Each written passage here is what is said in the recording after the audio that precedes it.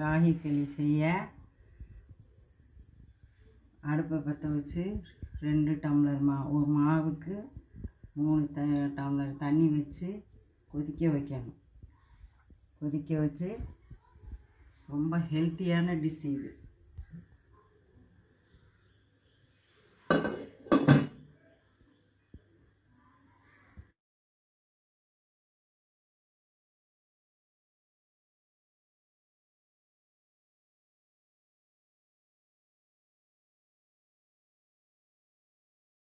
உப்பு போட்டுட்டு மாவு வந்து தண்ணி கொதி வரும்போது அதில் போட்டுறணும்.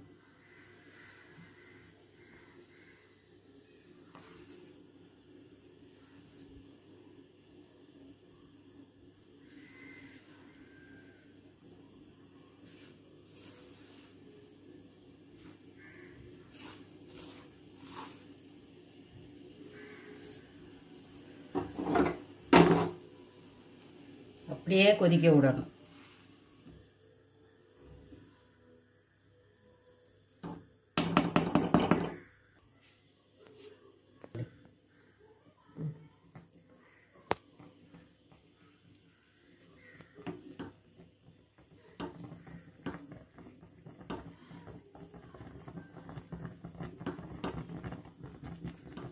அடி கனமான சட்டியை வச்சு தான் இந்த மாதிரி கிண்டணும்.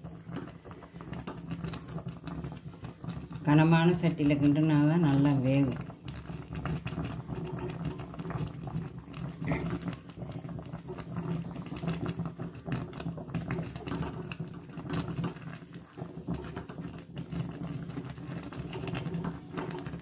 ரெண்டு டம்ளர் மாவுக்கு 3 டம்ளர் தண்ணி வைக்கணும்.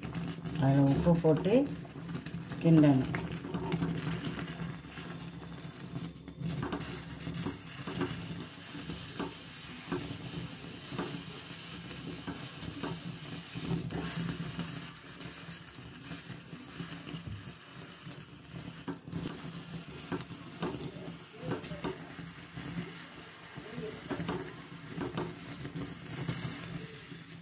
இதை கீழே இறக்கி நல்லா கிண்டணும்.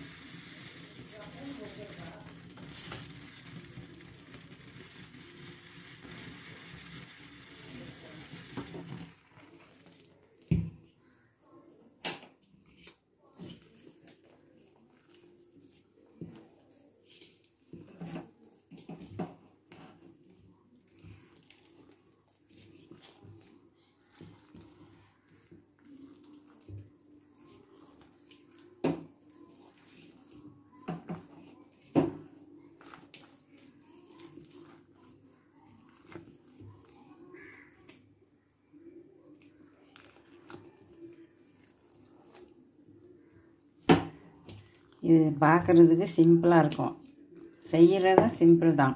ஆனால் உடம்புக்கு ரொம்ப ஹெல்த்தி. அடிக்கடி செஞ்சு சாப்பிட்டிங்கன்னா உங்களுக்கு எந்த நோயும் வந்து தாக்காது. அதுவும் இந்த வெயில் நேரம் கொரோனா டைம்லலாம் இந்த மாதிரி சத்தானதுங்களை சாப்பிடணும். சாப்பிட்டோம்னா நம்மளை எதுவுமே தீண்டாது, அண்டாது.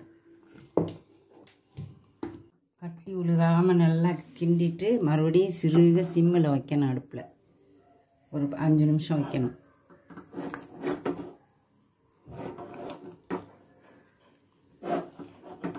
இந்த சட்டிலே வைக்கணும்.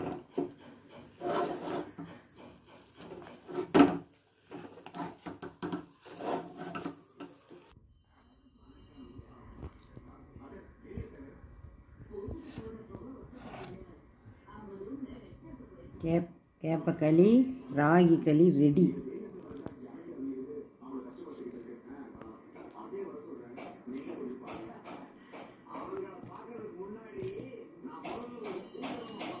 நல்லெண்ணெய் நெய் எது விருப்பமோ அதை ஊற்றி சர்க்கரை போட்டு சாப்பிடலாம்.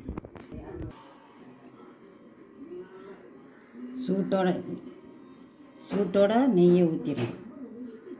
நெய் சாப்பிட்ணுன்னா சூட்டோடு ஊற்றிடணும். நல்லெண்ணெய் வேணும்னா நல்லெண்ணெய் ஊற்றி சாப்பிட்லாம். எது விருப்பமோ அதை ஊற்றிக்கிட்டு சாப்பிடணும். ரெடி, ராகி களி ரெடி.